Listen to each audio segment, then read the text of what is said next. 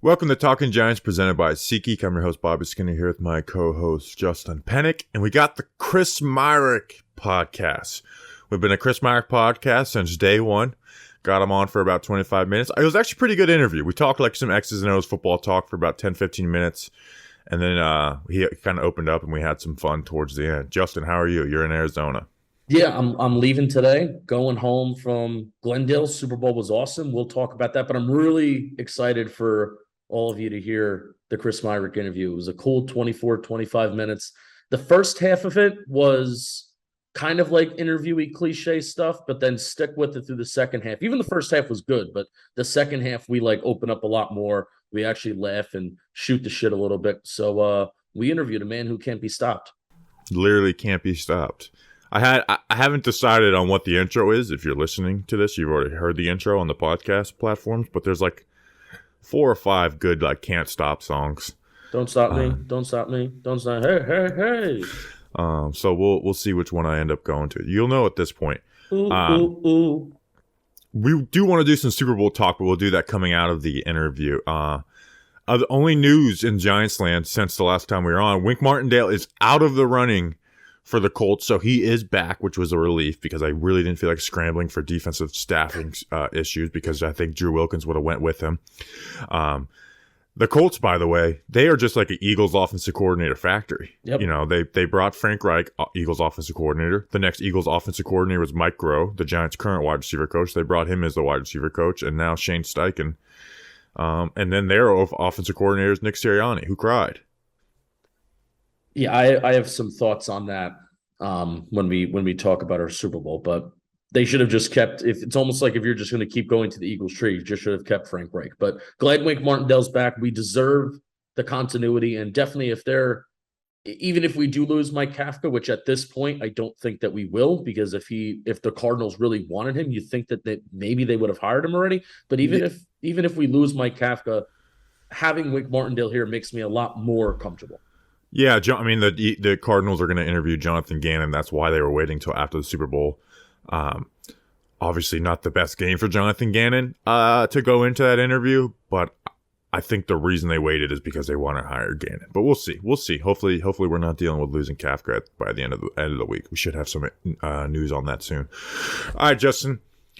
Let's get into the interview with Chris Myarick, but first, why don't you talk to us about something? Eagles fans could use what you're going to talk to us about. Yeah, you know what? This is actually a really good point. This show is sponsored by BetterHelp. And I'll tell you what, at that game, I mean, those Eagles fans, it was a full spelling bee for about my 5-6 hour day. So they're going to need some BetterHelp, and they're going to need help to get better after a really bad day. And working with the therapist can help you get closer to the best version of you and getting away from Eagles football. Because when you feel empowered, you're more prepared to take on everything life throws at you. If you're thinking of giving therapy a try, BetterHelp is a great option. It's convenient, flexible, affordable, and entirely online. So when you're crying about the Eagles, you can stay home. And that's that. Just fill out a brief questionnaire to get matched with a licensed therapist and switch therapists anytime for no additional charge. If you want to live a more empowered life, therapy can get you there. Visit betterhelp.com/talkingiants today to get 10% off your first month. That's BetterHelp, HELP.com/talkingiants. 1G, you know the drill. You'll be glad you did. You'll be glad you did. And here's Chris Myarick. All right, we now welcome on to the program a man who can't be stopped. Literally.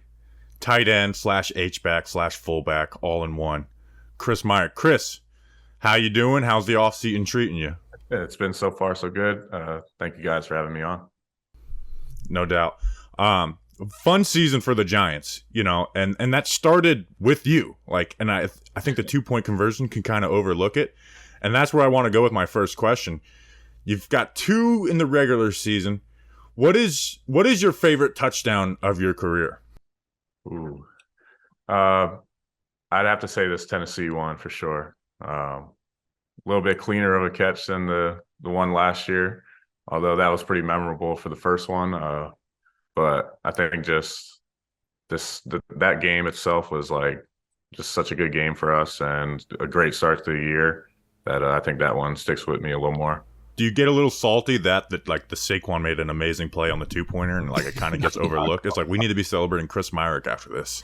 No, not at all, because that won us the game. So yeah, it was kind of like a block and release play if I remember correctly. Was that a play where it's like, all right, if this goes correctly, I know 100% I'm getting the ball?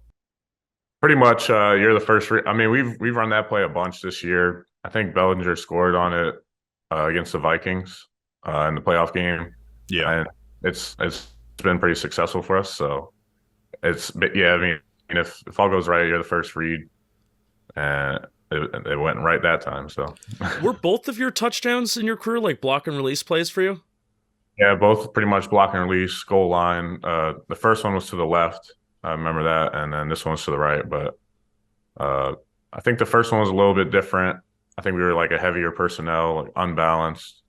So that was a little bit different. But yeah, so far it's been like that. At the Eagles one, you caught between your legs. At what point were you like, this is like, did you know it was a touchdown, or did you have to look up the scoreboard and like, oh my God, that thing didn't touch the ground? I was about 99% sure I kept it off the ground, but I had to just double check with the replay. And from what I could see, I was like, it wasn't on the ground yet, and I just got my hand under it, so I was pretty sure that was clean. So yeah, you became a fan and show favorite. I think like our podcast title after that was like Talking Giants, Chris Myarick podcast. Oh, yeah, we pride ourselves on every man on the roster knowing who they are. So like when you came over after the camp that year, we knew who you are. I was actually at that Bucs Monday Night Football game, and you were warming up. I'm like, who the hell is 41?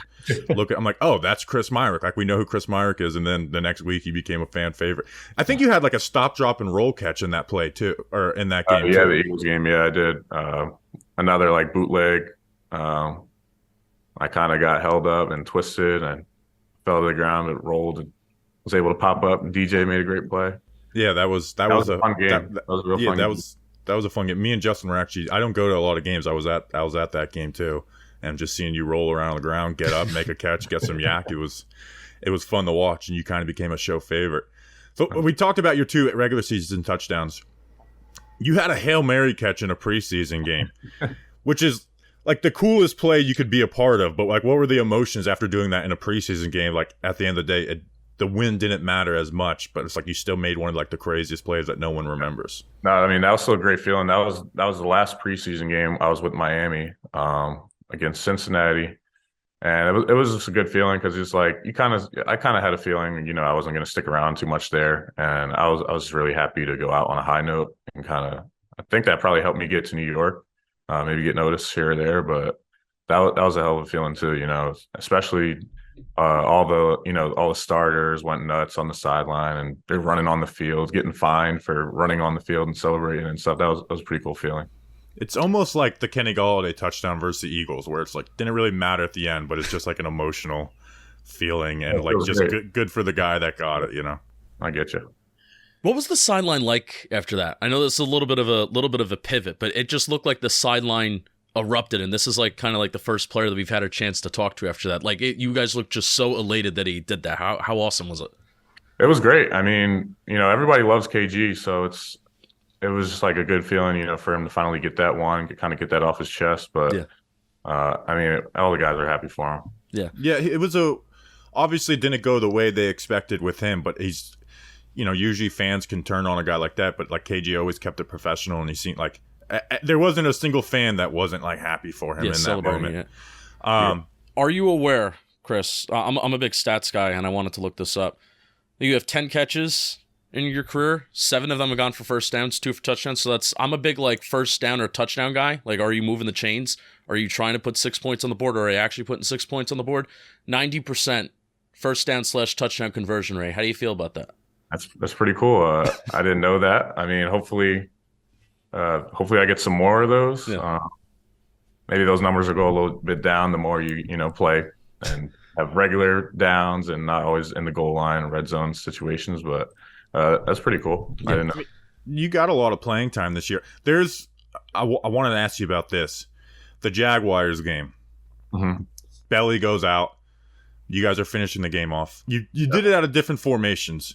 but you ran power 8 straight times to end the game, and you're the lead block, you're the kick out block on that for most part. 7th time Daniel Jones comes into the huddle with that play call. Like, what's the mindset? I think after the 3rd time, we kind of knew, okay, we're just going to keep doing this until we don't gain yards, or I guess until we get into a 3rd down. But that kind of never happened. And kind of the guys are kind of getting fired up, like, hey, they're not stopping it. Let's keep running down their throat. Let's go win this game. Yeah, it was one of that game for different reasons ended and crazy, but it was just I end up being at all your biggest games. I was at that. I live in Florida, so I was at that game, and I was just like, they just keep running power. Like, and that's without Bellinger out too. You think they would maybe go away from that? It's like, nope, they are lining up. They are motioning Myarick. They're pulling a Zudu and just going after it, down after down. And I feel like that, as for someone that plays your position, that's got to be a good feeling. It's like, okay, like, yeah, Saquon's running the ball, but I'm the guy they're trusting to make this work 8 times in a row. Yeah, it was a good feeling for sure. I mean, I think we had a little bit more success running it to the right. I remember the one we ran to the left. It got stuffed a little bit, but we went back at it again and got some more yards. I admire so much like the mentality of an athlete. And especially like, guys that are drafted like in the 1st round, 2nd round, their roles are kind of already like kind of carved out for them. You're here to be a starter. You're here to do something full time, right? But pretty sure you earned a scholarship at Temple. You walked on to Temple. You earned that scholarship. That video was awesome, by the way. I watched it this morning. Just everybody celebrating. So talk to me through your mentality of you undrafted free agent, you went to the Dolphins. You went to a couple different teams. And now you're kind of contributing with the Giants. So your mentality of something to always, you got to prove something. Talk to me about that mentality, because I admire it like so much. For sure. You kind of mentioned it. It kind of started at Temple. Just being a walk-on, you kind of got to find a way to add value to a program or team or organization, wherever you are.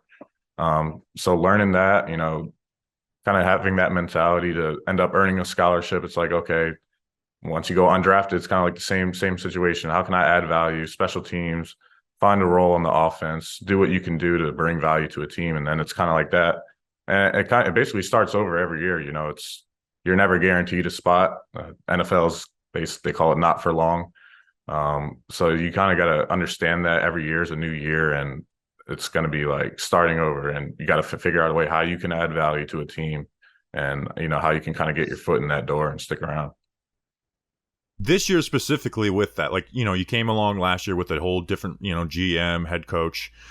Come into this year, after being with the Bengals, so there wasn't any ties to the new regime, and they brought in guys to play that H-back role. Dre from Maine, obviously he got hurt, and then Jeremiah Hall, and you came in. What was like the talk that they had with you from going from like, hey, you play traditional Y to like, hey, this is the H-back role we want on the team. Obviously, you're going to line up in line and stuff, but like, what was the role in that, and how you grew into that and eventually took that job? Yeah, I kind of just looked at it as the more you can do. I didn't start off doing that stuff, during OTAs and even really the start of camp. I think once we kind of lost some bodies there, and I got the opportunity to get a rep or two at it. I guess they liked what I could do, and figured out that I could add value in that way.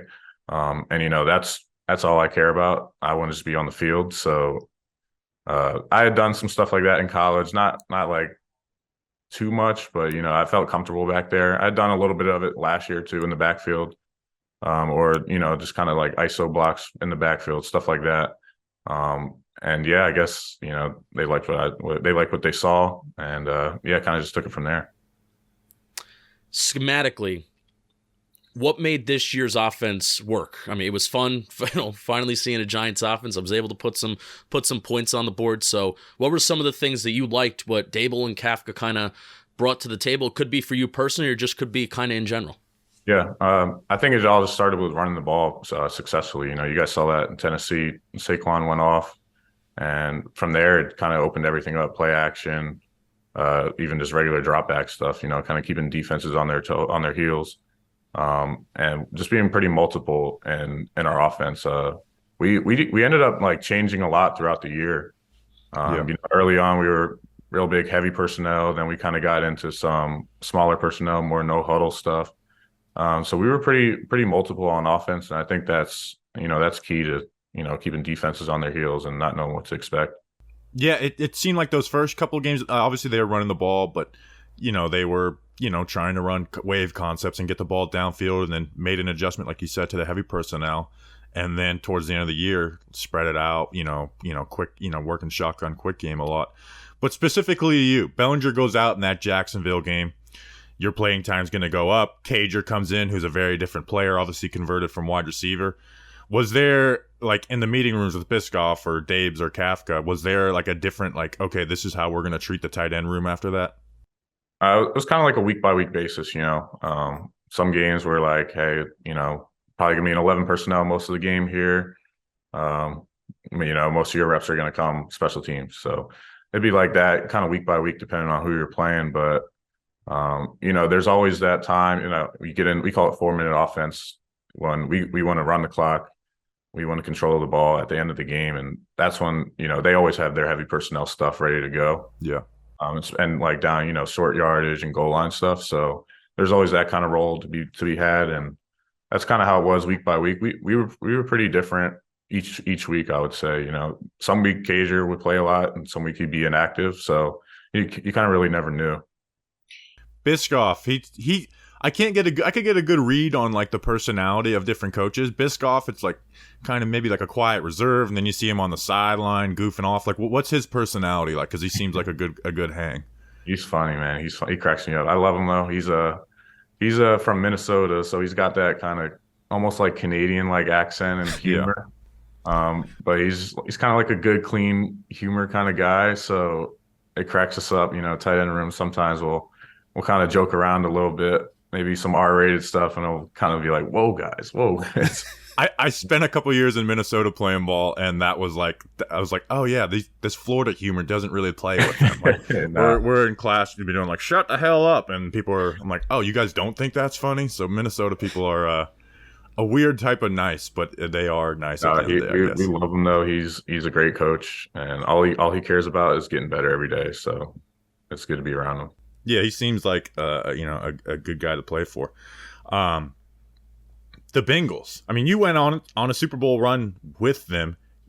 Was the plan for you to come back to the Giants, but then the Bengals swooped? Like, talk us through that process, and then going from a pretty miserable Giants season when DJ went down to now you're in the middle of a Super Bowl run. Yeah, it was a pretty big flip. So I think I got released on the Tuesday before the last game. And, they're like, we kind of just need to make a roster move. They kind of couldn't carry enough guys. And they want to bring me back Monday after the game. So I'm like, okay. And we get a call on Wednesday. My agent's like, hey, Cincinnati wants to sign you to a practice squad. I can't remember if they won their division or they had a guaranteed playoff game. So, they're like, you can go get at least 2 more weeks on practice squad. And, Giants will still have you back after that. So that was kind of the plan. And then it ended up just turning into, like you said, a pretty crazy Super Bowl run.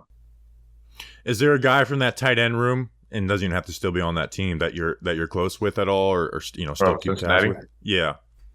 I got pretty close with Uzama. I liked him a lot.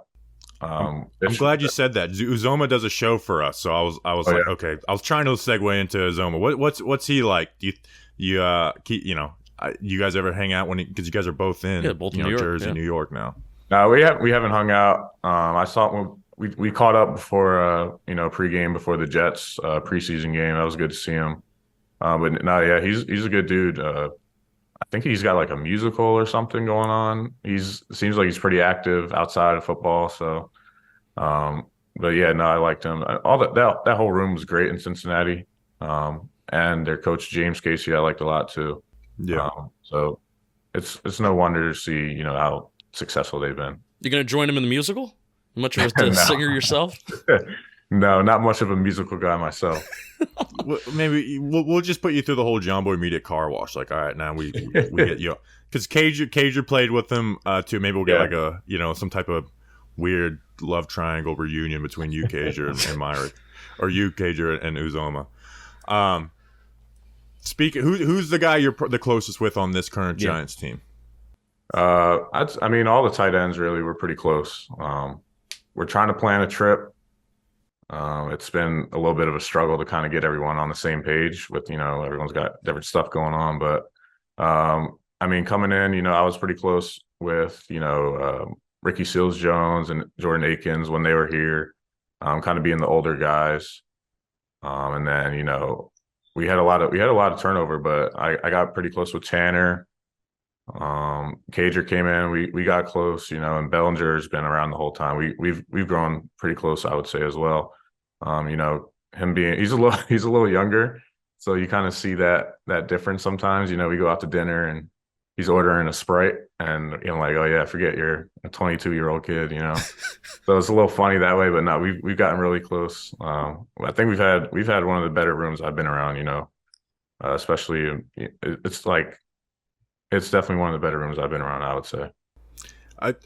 I think the best example of Bellinger being the young guy in the room. I don't know if you remember Picture Day. Jihad Ward was going Instagram Live and just wouldn't leave him alone. Like, you ever been with a sister? Like, just going out.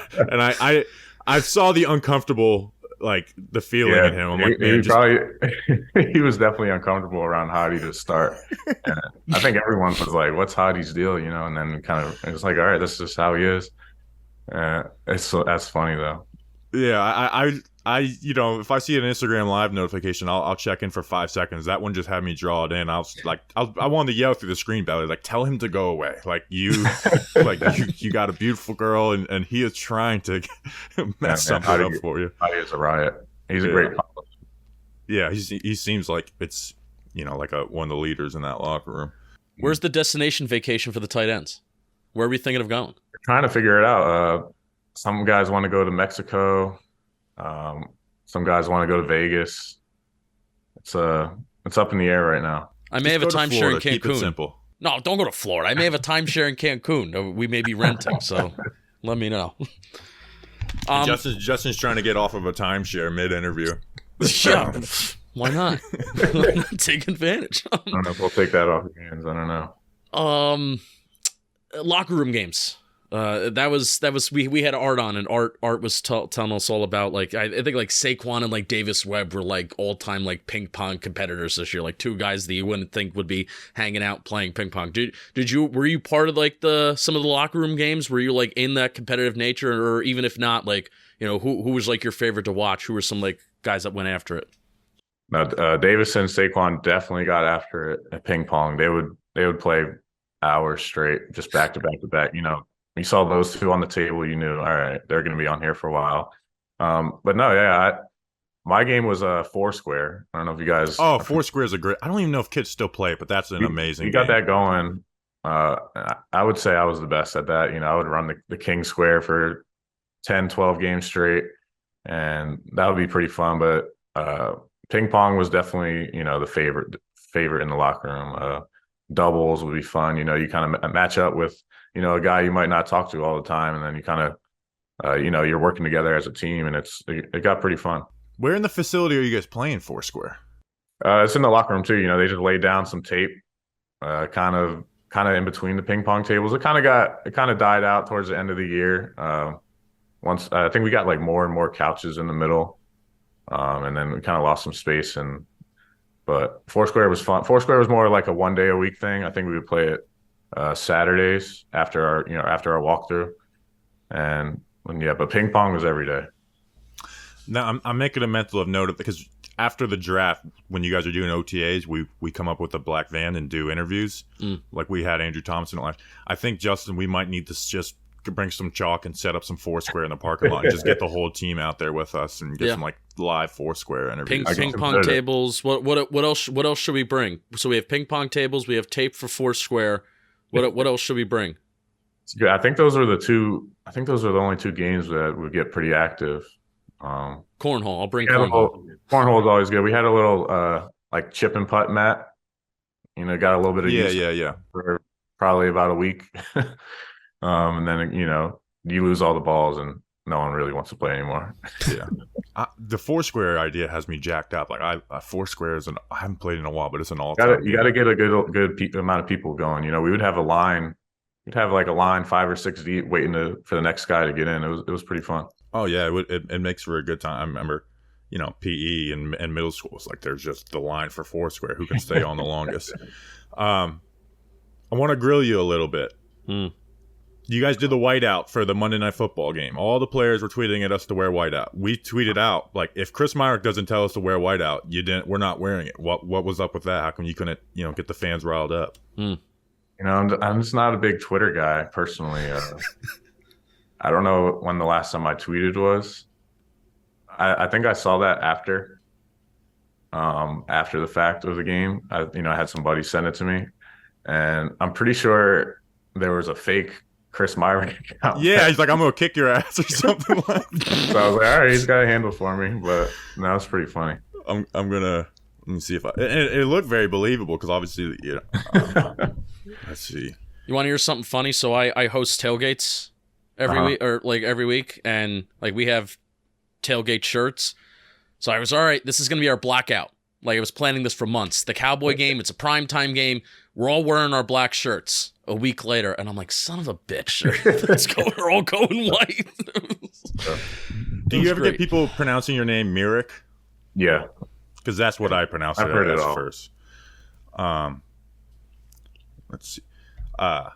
I'm trying to find this tweet live on air because that got us pretty good. Like I'm gonna kick your ass. Do you see it's funny, but it's not like do you see he literally can't be stopped? Because it's like every time you're put in a role, like you do well, like even though you don't have the flashy numbers. Yeah. People have sent me that stuff. I enjoy it. I appreciate you guys supporting, man. That's good. You guys get my name out there. It's fun. 90% of the time you've touched the ball. You're a podcast favorite, you know, and we have a big audience, and like you said, we're getting the Chris Myarick name out. When you re-signed the futures, I went on the Giants Reddit, and it's all Bobby Skinner's rejoicing. I'm name searching you, and I got DJ getting slammed at the Packers game, being like, "Fuck it, Chris Myarick down there somewhere." Let me see. I can't find it. But it might have got deleted or something. I don't know. Shame. Julian Love tweeted out "Talking Giants versus the world" unprovoked. What do we got to do to get a Talking Giants versus? Like you said, you haven't tweeted in a while. It'd be a good way to come back. That would be a good way. I'll think about that. Yeah, we're gonna put this out the Tuesday after the Super Bowl, so maybe we're gonna put out a little hype reel, like a man that can't be stopped joins the podcast on Tuesday. So all right, that'd be a good time then. Chris, we appreciate you. Justin, you don't have anything else, do you? I don't have anything else. Thank you, Chris Myarick. Appreciate you. Glad you're working and still with this team. Excited to see what you guys build on and do next year, man. Appreciate you. Yeah, thank you guys. Appreciate you guys for the support. No doubt. Talking Giants versus the world, man. There we go. That's what we needed. All right, glad Justin didn't press end record.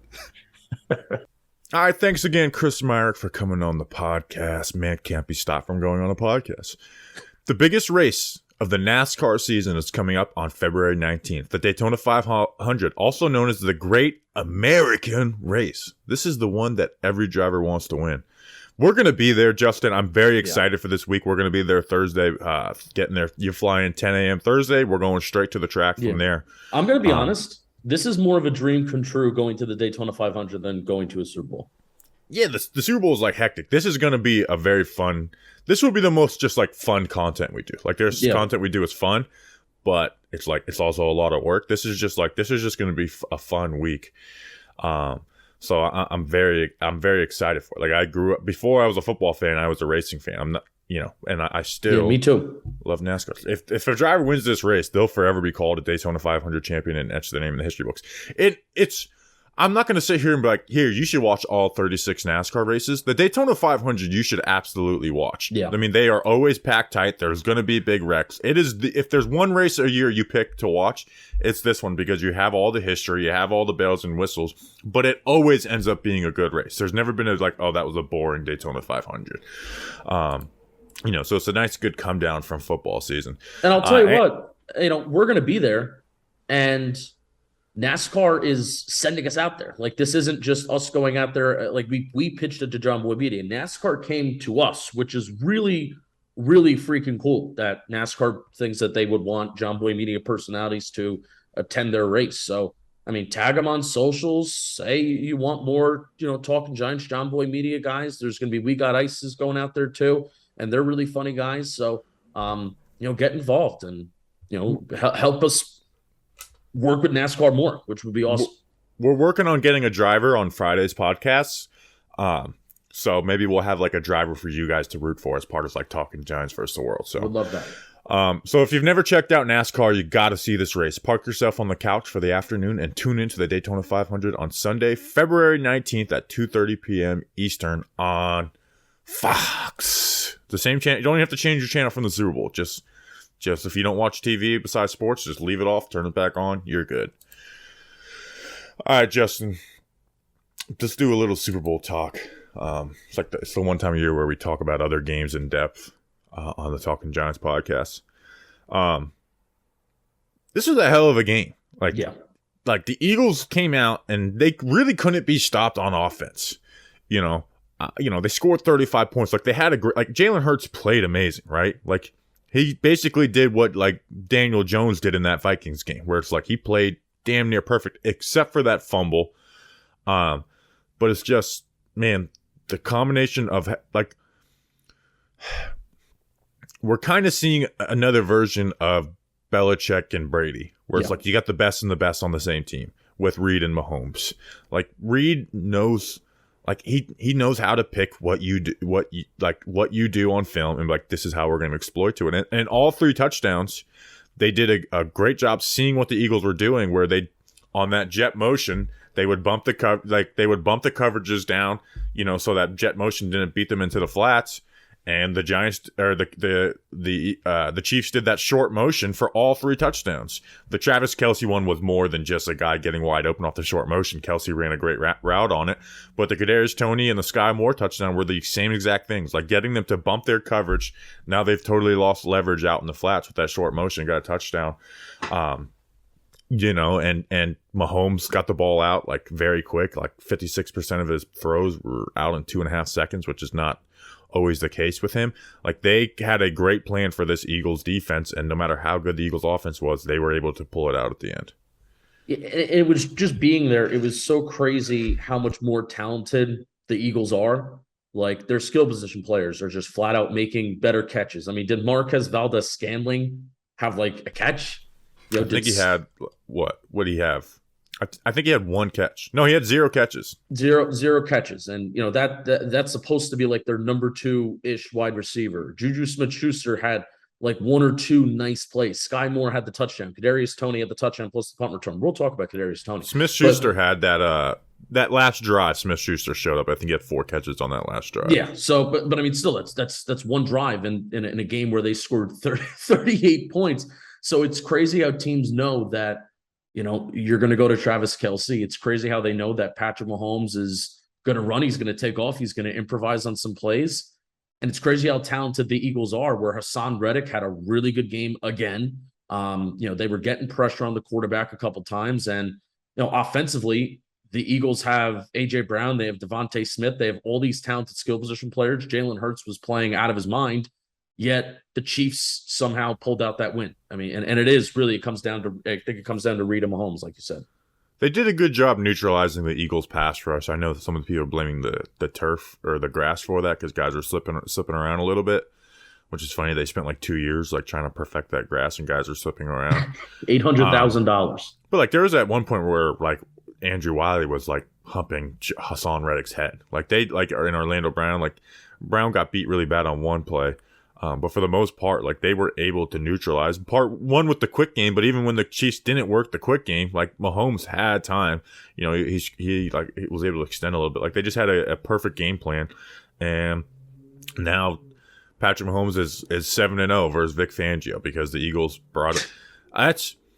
It's the too high stuff does not work anymore, especially guys like Patrick Mahomes. It worked like halfway decent for half of last year. But now it's just like these teams are going to take what they give you and they're going to be efficient. And when they have playmakers, they're going to figure out ways to do it. And that's what, Travis Kelce was, their leading receiver. He had 60 yards on the first half. But the counter to that is like, okay, every time the Eagles went to man coverage, they just would throw the ball to Travis Kelce, like on that first drive. Yeah, I still put Patrick Mahomes on a do not blitz too high. I have to force him to be patient because I refuse to let him beat me with a big explosive play. So there is no good way to approach Patrick Mahomes, and this is good on him for, kind of, when I say growing and getting better, it's not even like he was that bad to begin with, but there was a time where teams just started to play too high. He wasn't patient. He wasn't taking the underneath stuff, and now he is. And that's how Travis Kelce just goes off too. Yeah, he's become a more patient player. His footwork has gotten a lot better, where it was getting a little sloppy at the start of last season, where it's like he's just the best. Like there's no doubt about it. Every metric you look at, it's like it's Patrick Mahomes and then everybody else, and then you pair that with Andy Reid, to get those those easy touchdowns that they got with that that short motion stuff was really cool. I mean, Mahomes went 21 for 27, and here's the thing where it's like the Eagles, if there was any chink in their armor, it was the running defense a little bit. And the Chiefs don't have some great run offense, and they don't like to run the ball. I mean, they ran the ball really efficient. 19 carries for 110 yards from their backs. Obviously, Mahomes added another 45 yards on the ground. But every time the Chiefs ran the ball, it was successful for the most part. Yeah, and Pacheco. that helped them not get in like 3rd and 10s and stuff like that. Like Pacheco played really well.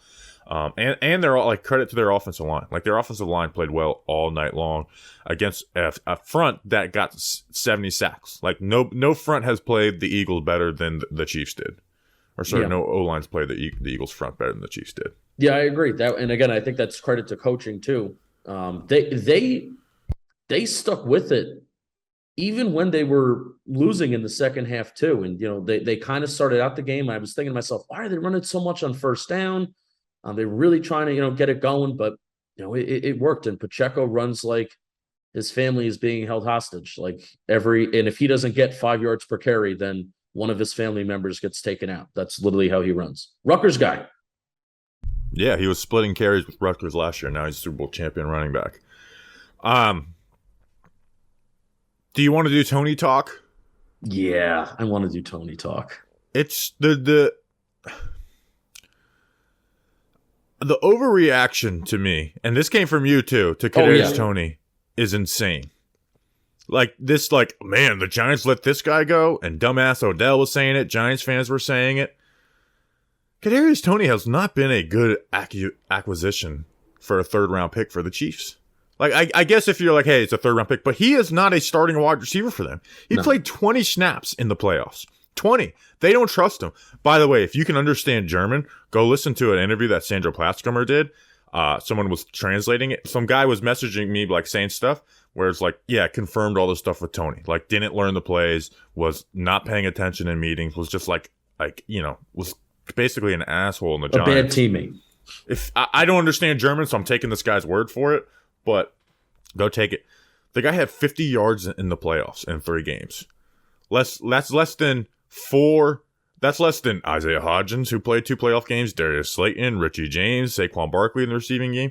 Like, he got schemed wide open on the touchdown. The punt return was great. But it's like, the idea that we man, I can't believe we gave up on this guy too early. We didn't draft him the first round, they'd be a punt returner. Like, the only thing that makes me sad is a first rounder ended up being traded. The trade was, very right. And this is coming from someone who wanted to love Kadarius Toney, right? It's just, and he's been injured all year. I don't know. The idea that, man, I can't believe they let this guy go. He's got to be in the right. It's just about where you are and what position you are. It's like they played him 5 snaps on offense in this game. 5 snaps. 20 snaps in the playoffs. The Chiefs don't trust him. They use him for 5 plays. Here's my theory. Andy Reid intentionally, even when Tony's healthy, not playing Kadarius Toney, unveiling him as the secret weapon in the Super Bowl. No, that's not real life. No, and my overreaction, by the way, he should have been Super Bowl MVP. And that overreaction is coming from just being at the game and rooting for Kadarius Toney. It's not coming from, I think the Giants should have never traded him. I want Kadarius Toney to stick it to the Giants. I'm glad he was traded. And I was around some Chiefs fans and I was telling them, hey, You're welcome for Kadarius Toney. You're welcome for that moment. And I said, thank you for the 101st pick. That is a fair compensation in my mind. It's also a fair compensation, too. Thank you to Joe Shane for trading Kadarius Toney to the Chiefs so he can beat the Philadelphia Eagles in the Super Bowl, too. That was that's how I know the Giants won the trade. But he really should have won Super Bowl MVP. And here's my case. I was at the game, number one. I'm emotional.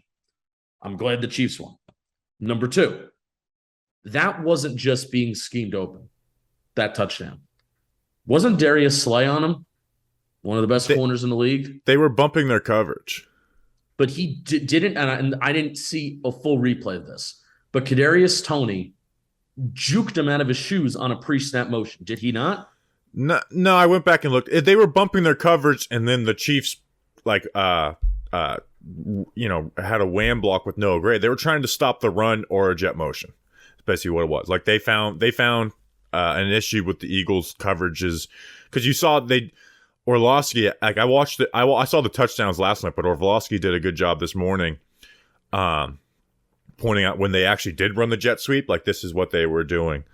So I mean, it was a good play. Like, hey, he put his foot in the ground. Not many guys can do that. But then Sky Moore's the Super Bowl MVP, and I mean, he was their fifth. But I mean, Noah Gray had more receiving yards than Kadarius Toney. Those two plays by Kadarius Toney, and the punt return being the bigger one, changed the trajectory of the game.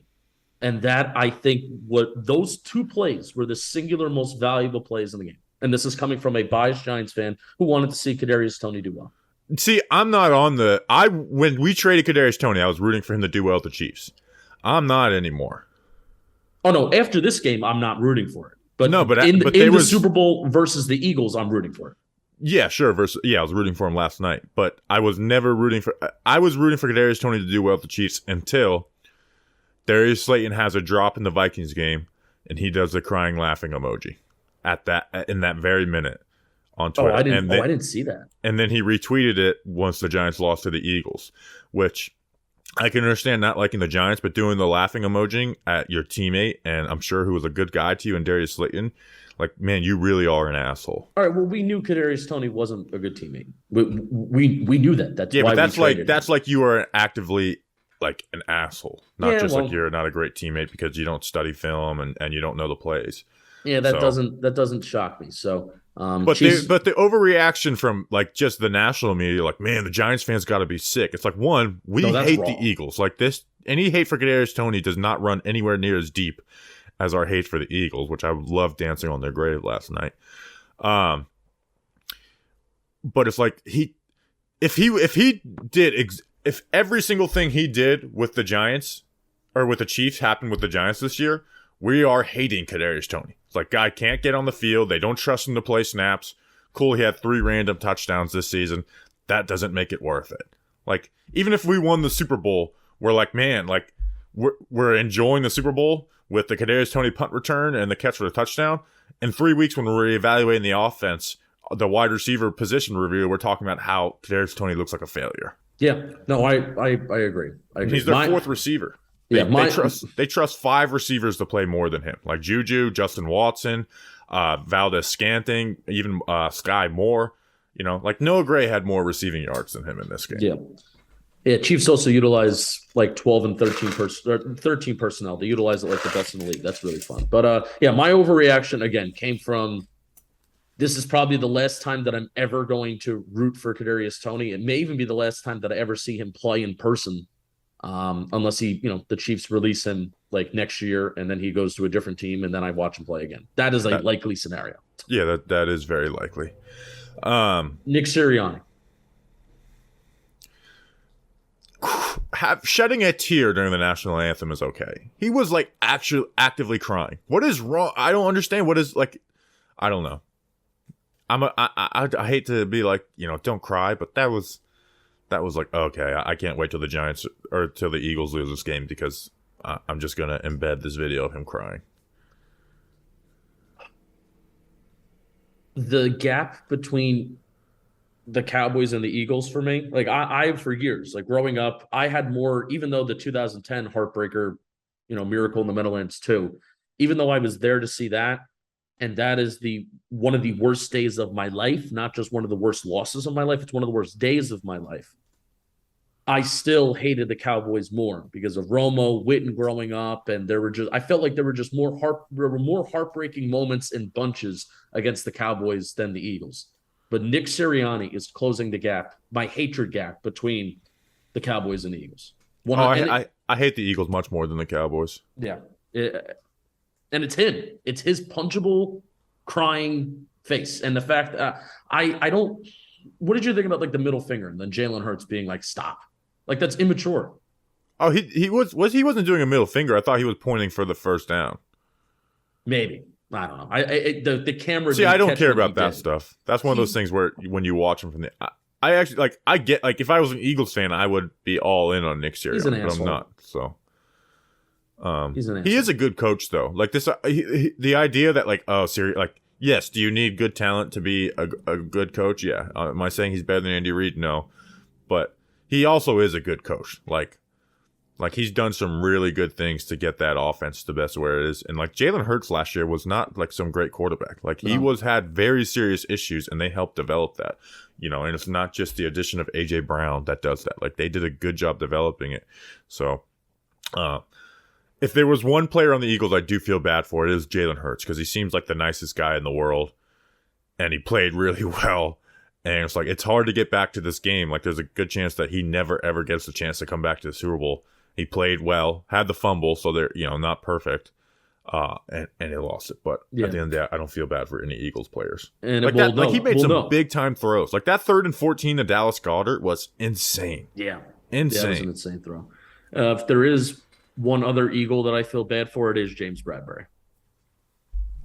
Yeah, that is a penalty. It's ticky tack, but it's again, I'm never gonna be one that's like losing my, and it technically is a penalty, so I'm not going to lose my mind over that. If I was if the shoe were on my foot, and especially if I was there, if I were an Eagle fan and I spent so much money, the Kansas City Chief fan turned to Joe's McFly and I and said that was the best $23,000 I ever spent, and we were sitting up top.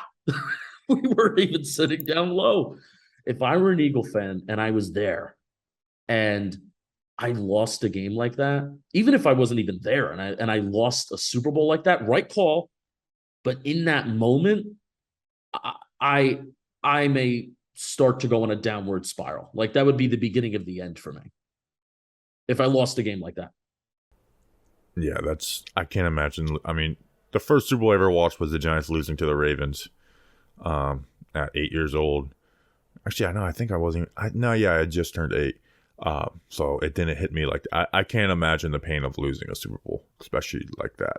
But don't care. Every year people want to take big takeaways from the Super Bowl and be like, this is what you have to do to be a team that can win the Super Bowl. I don't really think there is anyone from this year, unless it's like, hey, get a Patrick Mahomes. But it's like, again, he's the best quarterback in the league, and I think by a pretty decent margin. And I don't think there's any guy that's in the league right now who can surpass him. O-line, coaching, QB mobility. Takeaways. Yeah, but every year there's like, this is what you got to do to win a Super Bowl. And I just feel like this year it's like everyone's realistic. Like no one else in the league is getting a Patrick Mahomes. Right. Like maybe one guy comes along, but the idea that can't be your team building philosophy of like, hey, we got to try and get Patrick Mahomes. You could try and get guys like in the second tier, or like the 1B tier, like Allen, Burrow, and those guys.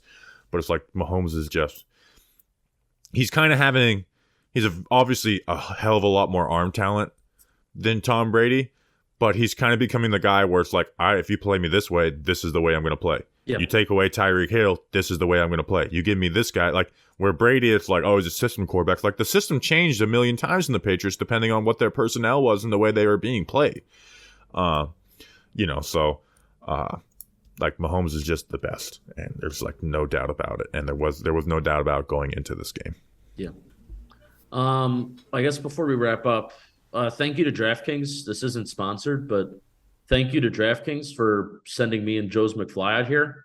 It was really, really cool experience. I'm glad I got a chance to come out here when the Giants weren't playing in a game, and I also I'm happy to get a chance to go out here to to see the Eagles lose. That was pretty fun. Big time spelling bee, Eagles Eagles. Joe's McFly hated the song. He's like, I'm just glad the Eagles lost so we didn't have to hear the song 75,000 times walking out of the stadium. So really, really fun, cool experience. Glendale, Arizona was a awesome city to host the Super Bowl. Like they had a few different cities in Arizona that had stuff going on. And there was stuff that we didn't even get a chance to do just because we didn't have enough time. But cool atmosphere, cool vibes, a lot of music, good food. I'm coming home and we're going to Daytona later in the week. Did you get any Mexican food while you're there? I did. Okay. If you're in the Southwest, you got to get Mexican. I went to a place that I don't want to say. There's a certain Giants reporter that told me to go to a place and said, won't regret it. I regretted it. Meat wasn't seasoned. There was not enough seasoning. Like we had to, I don't think this is a thing, but we had to add the salsa, the sour cream to like our like burrito. We had to add everything in to make it like salvageable. And it just was not fantastic. Sorry to this Giants reporter. Lost credibility in my eyes. I don't want to say. I'll tell you off air. I don't want to say. Okay.